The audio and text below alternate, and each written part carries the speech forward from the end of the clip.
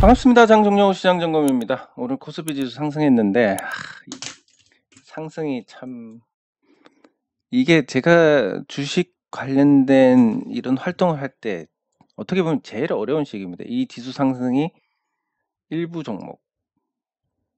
근데 그 일부 종목도 우리하고 전혀 안 맞는 지금 도저히 들어갈 수도 없는 그런 가격에 있는 종목들이 오버슈팅이 나오면서 지수를 끌어올리고 나머지는 여기 수급이 빨리면서 유동성이 빨리면서 나머지 종목들은 재미가 없고 오히려 바닥에 있는 종목들은 이런 심리가 이렇습니다.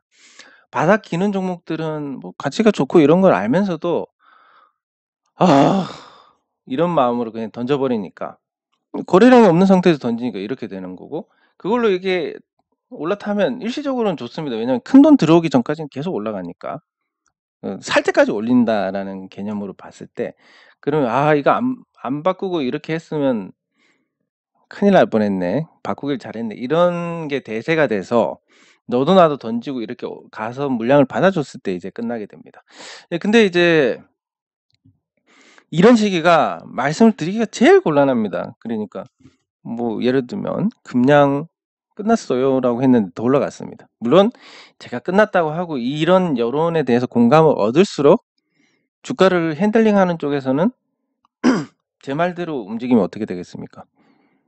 큰일 납니다. 그러니까 보란듯이 더 올리는 거고 더 오버슈팅하는 물론 이제 이게 연관관계가 제가 그렇게 해서 그랬다는 게 아니라 제가 그런 얘기를 할 정도의 어떤 공감대, 개인 투자자들의 공감대가 2차 전지가 이만큼 올랐는데 더 올라갈까라는 공감대가 강력한 상태이기 때문에 여기서 이제 더 올라가지 않으면 살아는 것 같습니다. 가만히 있으면 그대로 주저앉기 때문에 여기서 치고 올려야 되고 그래서 저 같은 사람들이 2차 전지 이제 몰라요. 뭐 이게 거품을 맞으면 어디까지 갈지 모르겠습니다. 이렇게 올리니까 도저히 뭐 언급할 수가 없습니다. 이렇게 돼야 이제 그때 끝나는 겁니다.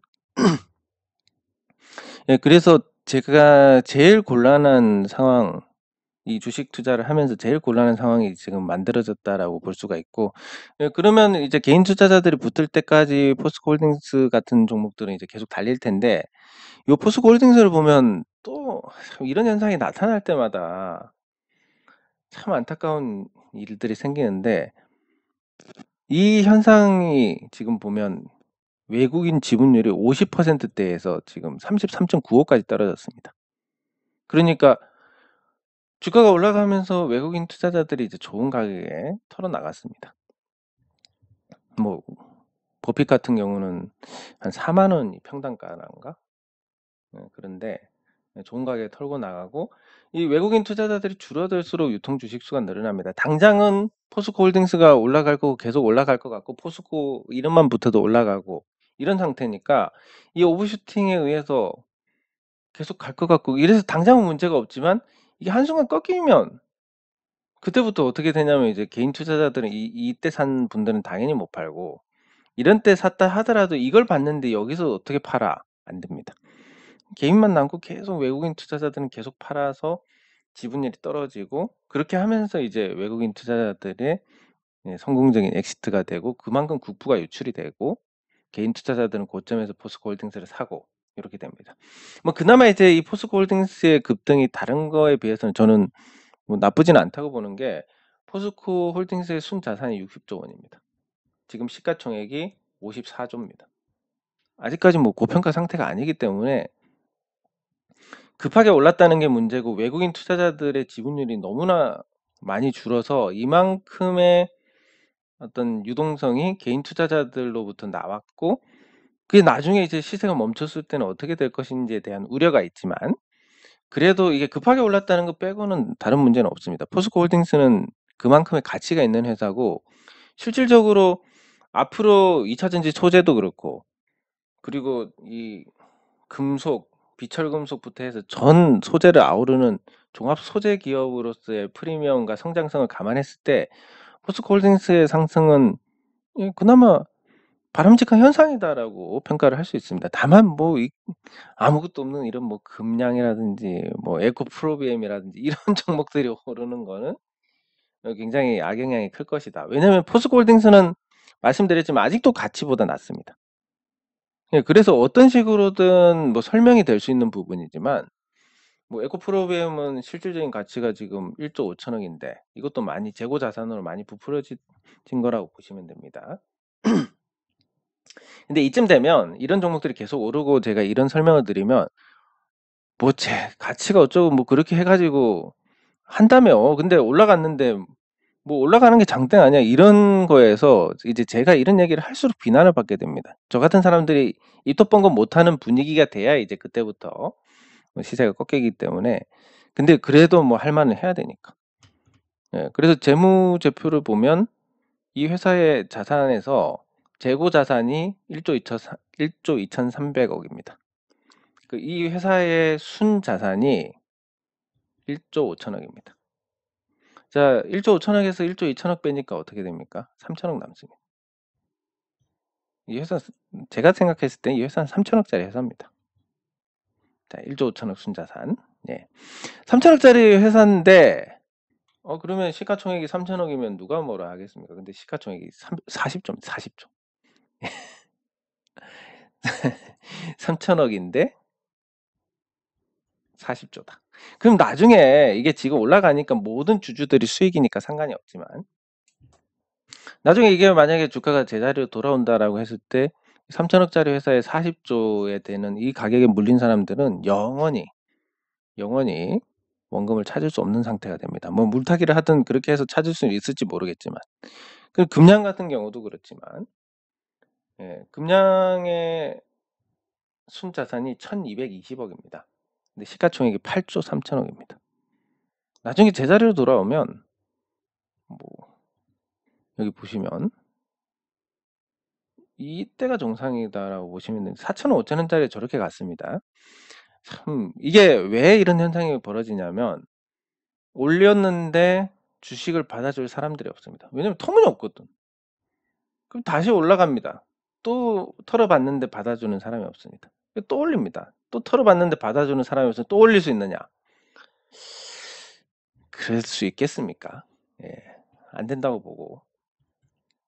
그리고 그나마 오히려 이런 개떡 같은 종목들은 그 가치 대비해서 거품이 심하게 낀 종목들은 또 버틸 수가 있습니다. 왜냐하면 파는 순간 다 같이 죽는 거니까. 근데 포스코 홀딩스처럼 새롭게 주식이 늘어난 경우는 또 얘기가 달라집니다. 뭐냐면 이 포스코에서 거의 외국인 투자자들이 전체 주식의 20%가 줄었습니다. 여기서 여기까지 20% 정도 줄고 기관 투자자들도 파는데 올라갑니다. 이 명백한 오버슈팅이고 주가의 최저점과 최고점은 개인 투자자들이 만듭니다. 개인 투자자들의 광기가. 그래서 현상만 본다면 포스코홀딩스의 고점이 거의 임박한 상태가 아닌가, 이렇게 이제 예상을 할 수 있는데, 저 외국인 투자자들이 이대로 계속 올라가면 다 팔 겁니다. 다 팔고 옛날 주가로 돌아간다라고 하면 참 이만큼 또 안타까운 일이 있겠습니까? 제 돈 나가는 것도 아닌데 그런 거 보면 참 안타깝고 막 그렇습니다. 예, 어쨌든 지수는 이런 일부 종목들의 오버슈팅으로 올라갔다. 예, 그래서 코스피가 그렇고 또 코스닥이 그런데 지금 우리가 이걸 지금 현재 코스닥은 또 지금 흐름이 더 좋습니다. 여기서 우리가 뭘 우려를 해야 되냐면 저 거품이 낀 종목들이 올라갈 때, 거품이 낀 종목들이 올라갈 때 지수를 끌고 올라가지만 나머지 종목도 이러고 있습니다. 근데 얘네들이 떨어지면 이제 여기서 들어온 자금, 나온 자금들이 여기로 들어오느냐? 아닙니다. 이거 같이 떨어집니다. 예, 그래서 고난이 이어질 것이다. 이 종목들이 꺾이면 더 고난일 거고 그때가 고난의 정점이고 좋은 매수 타이밍이 될 것이다. 여러분들께서 계속 지켜보던 그런 종목들. 근데 그때 손이 안 나가든지 아니면 오히려 손절을 하든지 그런 게 일반적인 대응이기 때문에 여러분들께서 지금부터 만약에 더 떨어지면 저 때는 사야지라는 관점. 예. 오르는 것, 올라타는 것도 방법일 수 있지만 그 단기간에 여러분들께 많은 이익을 준다. 있을 수 없는 얘기입니다. 어떤 자선 사업가가 그렇게 하겠습니까? 예, 그래서 결국은 이 주식 투자의 수익, 개인 투자자들의 주식 투자 수익은 인내하고 바꾸는 건데 그 인내를 할 수 있는 관점에서 최종적으로 인내를 못하는 사람들이 던지고 나는 그 시점이 이 주도주가 지금 거품이 낀 주도주가 무너질 때 이렇게 가다가 이 종목으로 갈아타면서 꺾인 상태에서 요게 무너질 때 같이 무너지는 요 시점이 이제 추가 매수를 하든 신규 매수를 하든 매수 타이밍이 된다. 그렇게 되면 이제 인내심 없는 투자자들은 다 나가고 인내심 있는 투자자들로 채워지면서 주가 흐름이 빠르게 회복이 될 것이다라는. 실제로 이제 포스코홀딩스는 과거에 겪어보셨으면 아시겠지만, 뭐 제가 적금식으로 샀으면 이거 한 3배 먹었겠지만, 이 포스코가 이렇게 움직일 거라고 아무도 생각 못 했습니다. 30만 원만 가도 물량이 폭탄이 나오는데. 그래서 항상 지금 보이는 것보다 지금 보이지 않는 것을 보고 투자를 하시는 게 바람직하다. 이렇게 말씀을 드릴 수 있고, 그 어려운 게 한 차례 더 남았고, 시기상으로 봤을 때 8월 달에 아마 그런 일이 발생을 하지 않을까. 그래서 마음 단단히 잡수고 계셔야 될 것 같습니다. 댓글 확인하도록 하겠습니다.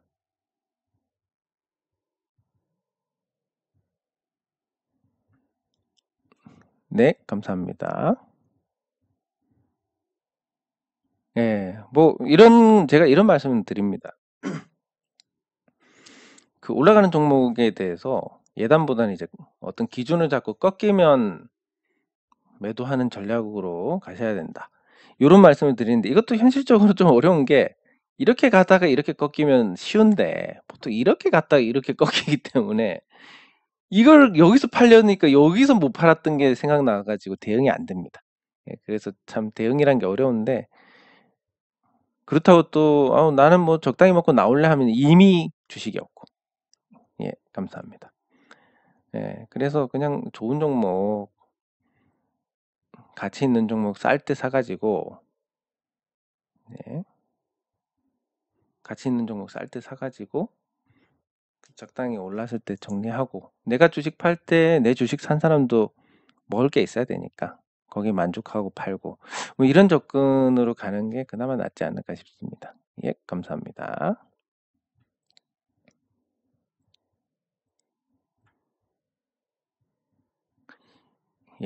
감사합니다.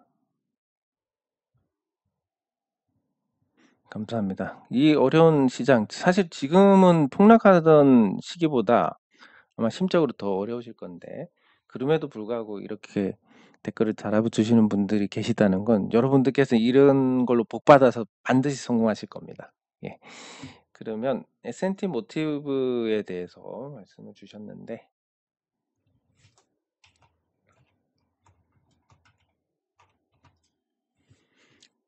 S&T 모티브는 저희가 이제 편입을 했다, 대응을 종료를 한 종목입니다. 그러면 이제 이 종목을 편입을 했을 때 이유, 그리고 종료를 했을 때 이유를 따져봐야 되는데, 편입을 했을 때 이유는 그렇습니다. 이 S&T 모티브가 이제 앞으로 전기차 쪽으로 가능성이 보인다. 그래서 친환경 모터, 계기판, 샤시, 에어백 다 전기차에 들어가는 거고, 그리고 이 회사의 자동차 부품 기술력이나 품질 같은 건 굉장히 우수하다. 그리고 이 S&T 모티브 회장님이 전기차에 대해서 굉장히 애착이 많았는데 전기차를 직접 만들고 싶어 했는데 못했습니다. 그래서 어느 정도 오너의 현실 판단이나 절제력도 있고, 그래서 굉장히 좋게 보고 투자를 했는데 하락장과 겹치면서 어려운 시기를 보냈습니다. 어려운 시기 보내고 원금 찾았을 때 정리한 게, 그때 봤던 그 에너지가 지금은 자동차 부품이 아니라 2차 전지로 다 갔기 때문에, 그러면 2차 전지가 꺼지고 나야 이제 그다음에 이제 부품주가 재평가를 받는 그런 상태가 될 거고, 그 순번은 그 다음이 맞을 겁니다. 왜냐하면 2차 전지가 뜨면 모터가 뜰 거고, 그리고 그 외에 자동차 부품도 뜰 거고. 근데 그 순번을 생각했을 때 조금 시간이 걸리지 않을까. 그리고 이 회사의 어떤 적정한 가치라고 보면 한 6만 원 정도, 6만 원, 7만 원 그 정도 봐야 될 것 같은데, 6, 7만 원 정도 봐야 되지만 이 정도 저평가된 종목들은 또 흔하다 보니까, 아예 그냥 시가총액이 1,000억 이하다, 이런 종목들은 또 저평가가 잘 없습니다. 1,000억 이하거나 아니면 아예 그냥 많거나 이러면 되는데, 그 중간에 낀 규모들은 대체로 저평가가 많습니다. 왜냐하면 기관 외국인 투자자들이 들어오기에는 작고 개인 투자자들이 어떻게 움직이기는 크기 때문에. 그런데 그래서 당분간 지금 주가에서 큰 변동이 없을 거다.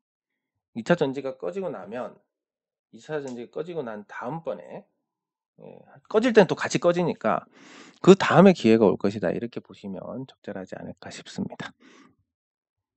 예. 그러면 오늘은 이제 우리 종목들이 많이 떨어졌으니까 한 번씩 체크를 해 보겠습니다. 일단 자 YM부터 보면 자 YM에 대해서 어떤 긍정적인 포인트를 찾냐면 최근에 이제 종목들이 다 부진했고 작은 종목들은 특히 이제 낙폭이 큰 종목들이 많았습니다. 근데 뭔가 버틴다. 버티는 것과 그리고 이런 게 있습니다. 자 요렇게 흐름이 만들어지고 눌림을 주고 쏘고 그리고 이제 조정 주고 이 과정들이 여기서 만약에 올라갔으면 어땠을까 그림이. 자 생각을 해 봅니다. 그림을 한번 그려 보겠습니다. 자 여기서 만약에 올라갔다 하면 살짝 좀 뜬금이 없습니다. 그러니까 어떤 의미냐면 이제 요때하고 비슷한데 요때도 이렇게 한번 올라가서 그대로 올라갔다라고 하면 그대로 죽는 그림이 됩니다. 근데 여기서 한번 숨을 쉬고 올라가니까 어느 정도 이 가격대가 유지가 되다가 다시 상승 흐름이 나오는데 자 그러면 이번에도 그런 관점에서 봤을 때 한번 이렇게 쉬어 주는 게 그대로 쭉 가는 것보다는 훨씬 덜 어떤 부담이 덜하다. 뜬금없지가 않다라는 거고 여기서 이제 한번 쉬었다가 아까 말씀드린 이런 구간처럼 쉬었다가 다시 간다라고 하면 괜찮은 흐름을 기대를 할 수 있을 겁니다. 그럴 수 있고 그리고 보시면 이게 역대 최고가 근처까지 갔는데 '이걸 안 먹고 버린다?' 뭐 이런 일도 있을 수 없을 것 같고 그래서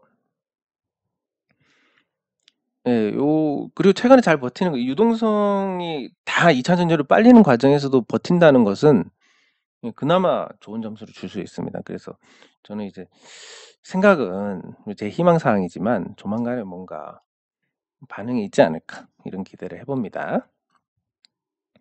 네. 그리고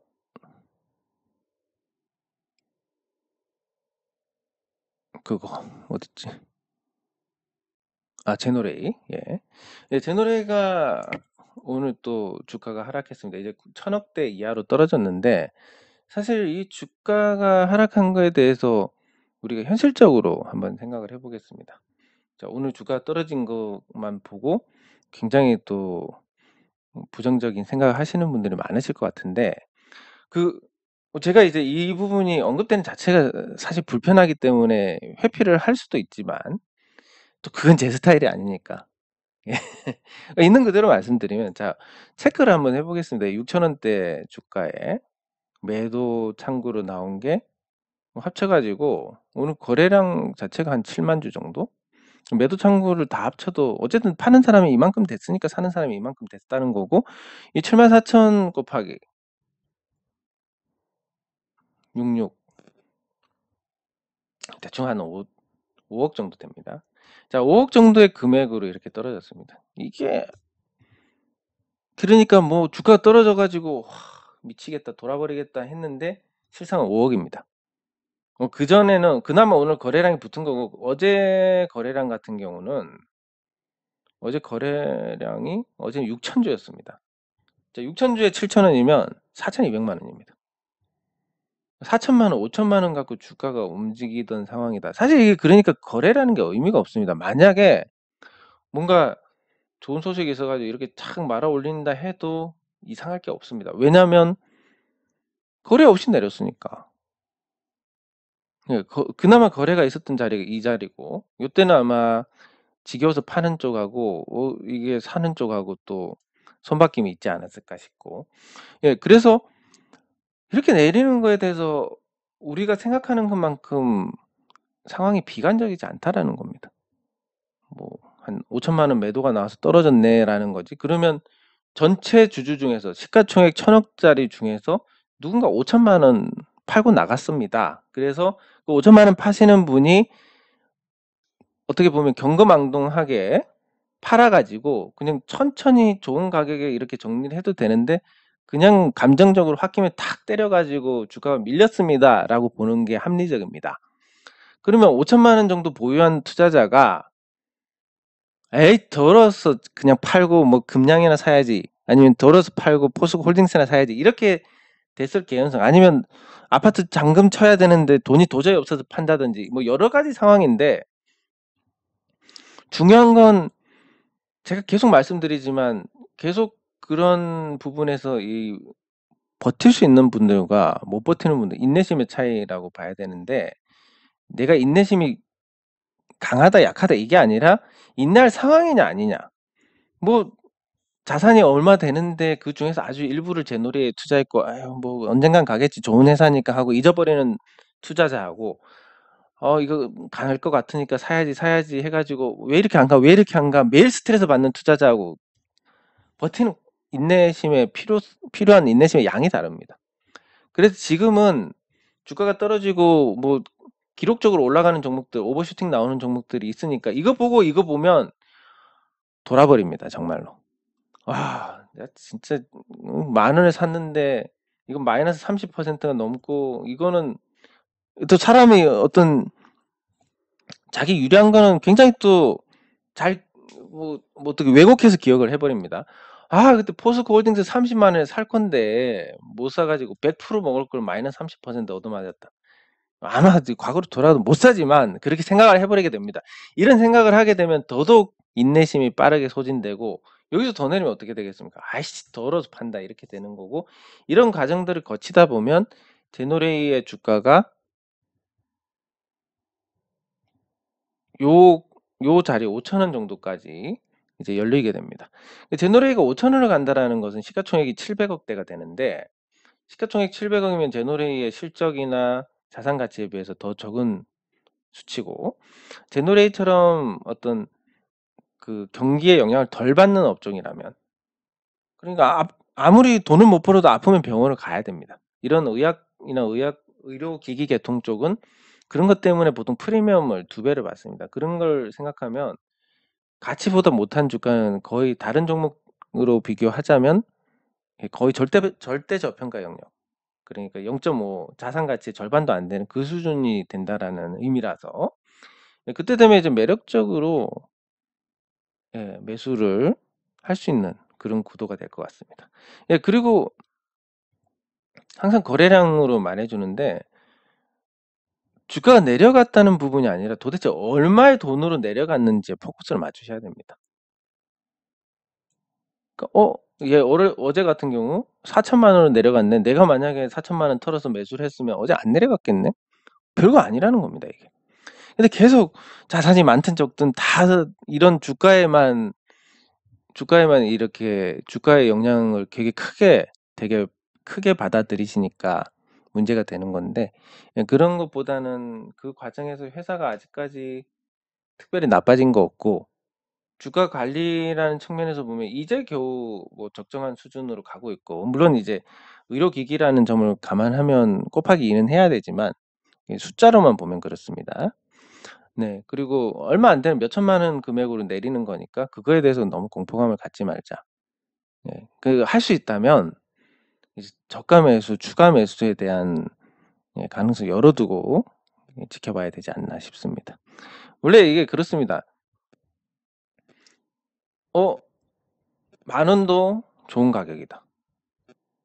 그럼 7,000원 가면 더 좋은 가격이네. 5,000원 가면 더 좋은 가격이네. 이렇게 접근하는 게 이 가치 대비해서 가치로 접근하는 가치로 접근하는 어떤 마인드인데, 대부분 어떻게 되냐면 여기 샀는데 떨어지네, 손절해야 되나? 더 떨어지네, 이거 손절해야 되겠다. 이런 구도로 가버리니까 더 상황이 더 나빠집니다. 물론 저기서가 아니라 저 밑에서 지금 만약에 신규 매수를 한다면 얼마나 좋겠습니까마는, 그 사이에 어떤 기회비용이라고 한다면 제노레이가 그 사이에 좋아진다 나빠진다 아무도 몰랐던 거고, 주가가 좋아진다라고 뭐 나빠질 줄 알았다라고 지금 와서 얘기하는 것은 뭐 결과 나오고 누구나 할 수 있는 얘기입니다. 아무 의미가 없는 얘기고, 모를 때 판단했을 때 오른다는 그 가치에 베팅을 한 거고, 그게 틀렸습니다. 틀렸을 때 어떻게 해야 되느냐, 이게 오른다고 판단했던 근거가 있냐 없냐 했을 때 다 남아 있습니다. 근데 이때보다 가격이 싸졌으니까 더 매력적인 거고 사야 된다라는 거. 그래서 그렇게 관점을 보시고 접근하시면 문제가 없을 것 같습니다. 예, 그리고 대한제분 마지막으로 대한제분인데 곡물 가격 상승으로 받는 기미가 보이다가 다시 꺾였습니다. 예, 조금 아쉬운 부분인데 예, 대한제분이 항상 그렇습니다. 이 주식이 보시면 양호한 실적을 이어갑니다. 올 들어서 이제 실적이 조금 망가지긴 했지만 예, 순자산 가치만 조만간에 1조를 돌파를 할 것 같은데 시가총액이 2,200억 밖에 안 됩니다. 예, 그러면 여기에 어떤 상속을 위해서 일부러 주가를 누르느냐 이런 부분도 없어졌고 예, 그러면 앞으로 이제 대한제분에 대한 건 적정한 가치를 회복하는 과정들 어떤 구조가 돼야 되느냐 여기서 이제 포커스를 맞추셔야 되는데 기존 사업을 잘 하고 있고 예, 더 이상 이제 할인을 받을 요인이 없기 때문에 예, 특별히 시간 문제 외에는 없지 않을까 요렇게 볼 수 있고 곡물 가격이 지금 동태를 봤을 때 앞으로 계속 문제가 될 가능성이 큽니다. 예, 곡물은 이제 1 년에 2번 3 번씩 생산하니까 남반구에서 1번 북반구에서 1번 이렇게 하니까 또 일반적으로 한정적인 자산인 뭐 석유라든지 LNG라든지 이런 거하고는 조금 다를 수가 있지만 예, 그래도 분명한 건 이상 기후가 지금 한국에 비가 이렇게 내리는 것도 어떻게 보면 이상 기후인 거고 이게 그 작황에 영향을 줄 수밖에 없을 거고 이런 게 만약에 2 년 3 년만 돼도 곡물 가격이 곡물 가격에 대한 평가가 아주 판이하게 달라질 겁니다. 예, 그런 환경이 될 수도 있다라는 부분과 안 된다는 부분 그리고 대한제분의 어떤 기존의 가치 그리고 앞으로 미래 가치 이런 부분들을 종합해서 이 수급이 만들어지는데 현재는 2차 전지 쪽으로 유동성이 다 빨려버린 상태이기 때문에 아무리 긍정적으로 보고 아무리 또 앞으로 곡물 가격 등등으로 좋아진다 하더라도 당장은 대한제분이 큰 반응이 있기는 좀 어렵지 않을까. 예, 그렇지만 이제 앞으로 뭐 액면 분할을 한다든지 주식이 너무 적습니다. 그래서 액면 분할을 해서 접근성을 늘리고 예, 그리고 외국인 지분율 10% 이상 되면서 조금씩 더 탄력을 만들어 가면 이전과는 다른 평가를 받을 수 있으니까 어 크게 스트레스 받지 말고 지켜보시면 괜찮을 것 같습니다. 네, 장 종료 후 시장 점검은 여기서 마치도록 하겠습니다. 수고하셨습니다.